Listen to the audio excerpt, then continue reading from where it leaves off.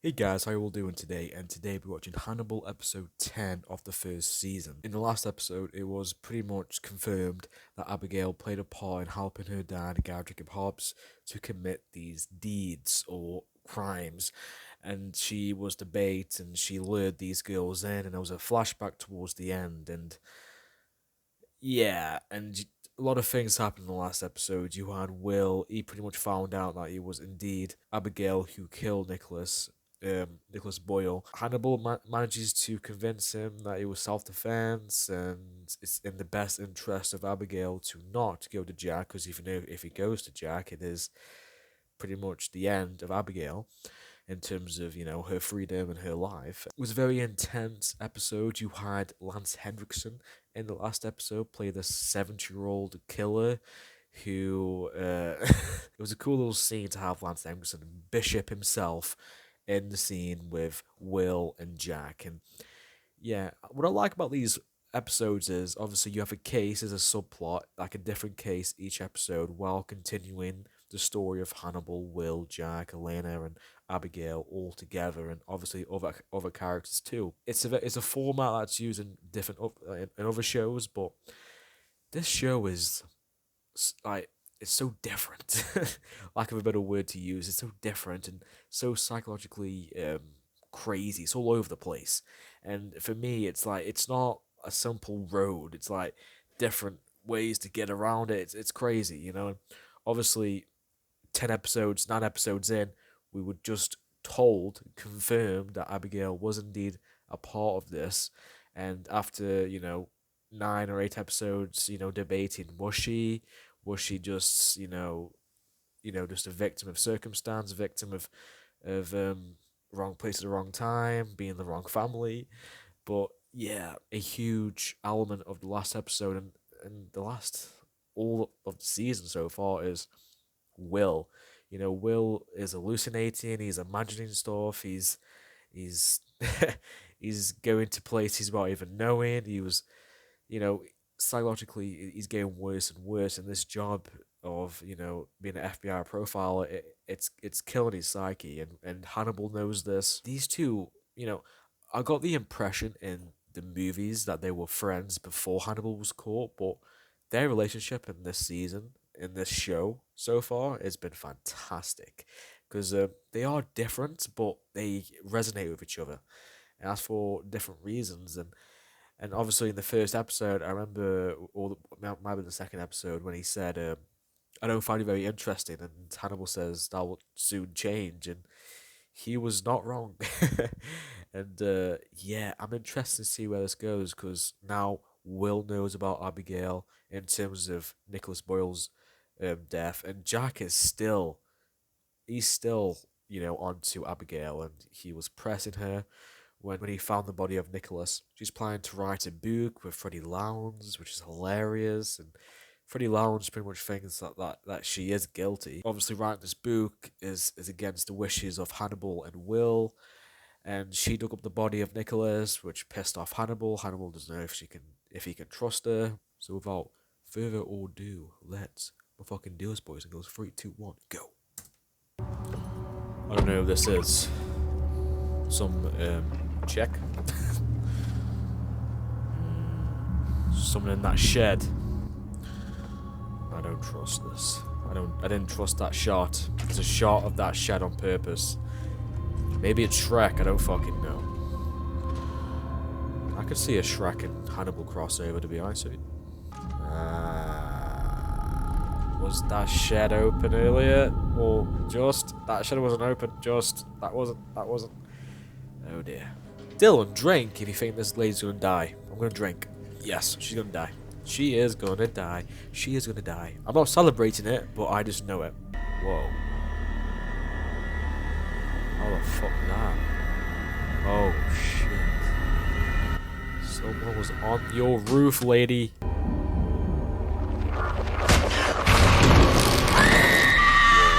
Oh, ho, ho, ho. My name is Will Graham.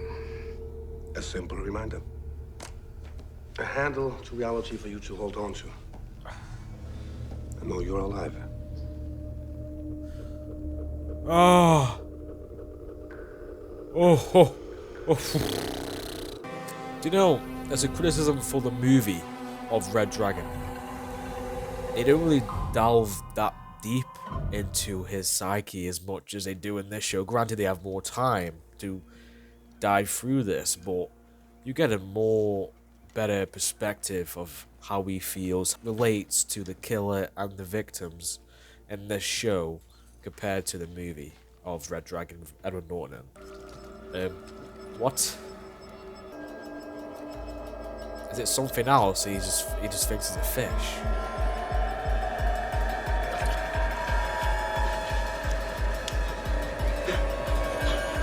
Oh, it's. Was it him? No way. You just imagine. No fucking way. Oh, it's good. Can you imagine if he was the killer? Oh my god. You don't think of yourself as the killer. I got lost in the reconstruction. Just for a second, just a He's blink. not stable for this I know job, you buddy. don't like to be the cause for concern, but I am officially concerned about you. Officially. Now you are. Yes, that's right. Really? Oh, because he contaminated the The crime reason scene, you that's had me why. seeing Do you have anyone that does this better unbroken than I do broken? Great point. Fear makes you rude, Will. Do you know what would be dope eventually? We get to the point where we can see Clarice in this. I don't think it would make sense. I don't know. Sanity and insanity, I don't accept that. What do you accept? I know what kind of crazy I am, and this isn't that kind of crazy. It's This like could episode be by episode, this is escalating, seizures. isn't it? You're in very good hands. Dr. Lecter here is one of the sanest men I know. I would agree. Dr. Sutcliffe and I were best friends together at Hopkins. Another life ago. Your pre-diagnosis? Yes, Based on... I could smell it. So your sense of smell has gone from calling out a nurse's perfume to diagnosing autoimmune disease. He started sleepwalking and I noticed a very specific scent. And what exactly does encephalitis smell like? It has heat, a fevered sweetness. Okay. Oh god. Right side of his brain is completely inflamed. It's anti-NMDA receptor encephalitis. The symptoms are only going to get worse. Encephalitis. It's unfortunate for Will. We didn't find anything abnormal. No vascular malformations. What? No tumors, no swelling or bleeding, no evidence of stroke. Nothing. There's nothing wrong with you neurologically. Oh, you fucking liar. Keeping him in the dark. So what I'm... That was a creepy shot. That was a creepy fucking shot.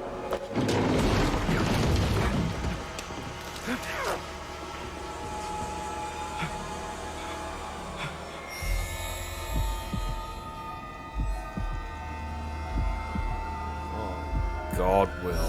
Fucking hell. It's 1:17 a.m. We're in Greenwood, Delaware. It's 1:17. And my name is Will Graham. And you're It's gone from alive. 10:36 to Can you even hear 1:17. me? is Will Graham. Thank you for humoring me. Has he improved? I feel like I'm seeing a ghost. Oh, Regarding dear. this killer, a case of psychology overriding neurology. This you know music how is from Eva American Psycho gets his when he has his little monologue in the beginning. How did you... So, how far does this go? Do you put out the fire? Or do you let him burn? Will is my friend. We will put out the fire when it's necessary. He has asked for more tests. When will it be necessary? Where is everyone? Oh God. Yeah. I knew something wasn't right. Oh my God.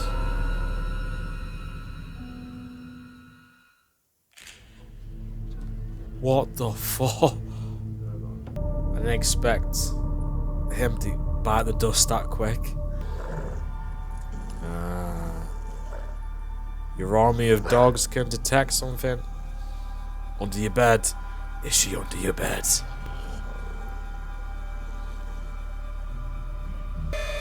Oh, Jesus. Oh, shit. How much do you think she'll remember? I sincerely hope for her sake she doesn't remember much. Ah.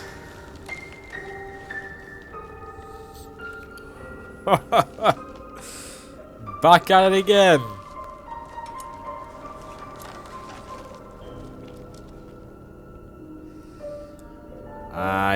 You could smell a scent. From her perspective. I like that. I like that effect.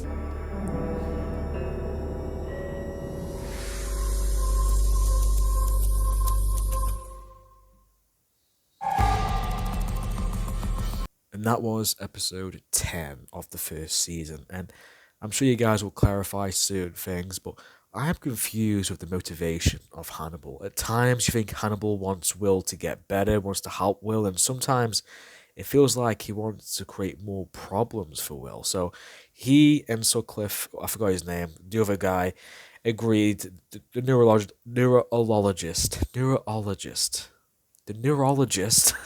agreed that they would not tell Will of this rare issue he has. That's I forgot what it's called, elitis, something like that. It's some rare disorder, some rare neurological disorder, where the right side of his brain is inflamed, and the symptoms that he has experienced are those symptoms. Hence why he has it. No shit, Dylan.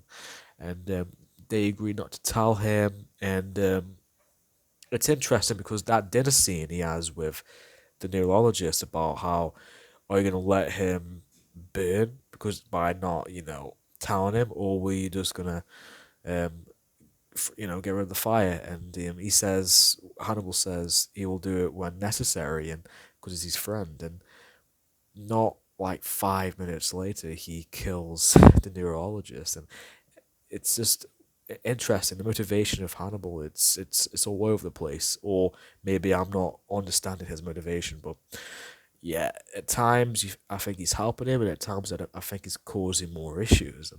And that death of that neurologist was nasty. Like his head was almost completely off. You can see that it reminded me of the instrument death in the with Tobias at the beginning of that episode. It reminded me, with the throat. It was very gnarly. He was wearing his kill suit when he killed that neurologist. It reminded me of Patrick Bateman when he's got something to cover his suit when he's killing Paul Allen with the axe. Hannibal has to stay in pristine condition in terms of his suit, and I loved when that girl, when he sees him, he can't see his face all blurred out too, because obviously of her mental illness, and that's a nice little added on thing they did in that scene. In terms of the killer of this episode, you could tell they have a direct link to Will in terms of losing grip of reality, because she doesn't even know if she's alive or not, or who she is, and that links to Will's problems too with what's real. And at first you thought he killed this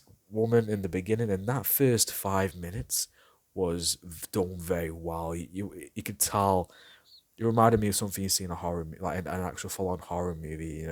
Builds up the suspense to the eventual kill scene, and it was done very well because you knew it was impending doom for this chick. She was gonna die. All the signs were there, and episode by episode, you get more and more concerned with Will. Now he's contaminated the crime scene because of he's losing time. These delusions, this clock exercise that Hannibal does for him to try, and he thinks he's doing it right, but obviously in Hannibal's perspective and everyone else's perspective, it isn't.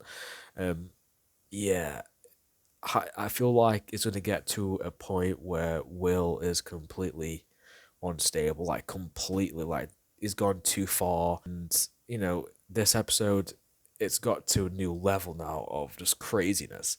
And we got 3 seasons, I believe, of this too, so I can just imagine where he is by the 3rd season. And it's got to a point where everyone around him is getting really concerned too, and yeah, Will has gone to see a neurologist. I don't know where this is going, but I don't think it's going to end well for Will. That's my prediction for this show, because I know this show is ballsy. I know this show is not going to follow the same trend as what those movies did, because obviously they're trying to follow a book and adaptation. But from what you guys have told me in the comments, this show goes fucking crazy. So I am concerned for Will, and yeah. I'm looking forward to the next episode, and if you want to watch my reaction to the next episode, subscribe, and I will see you guys next time.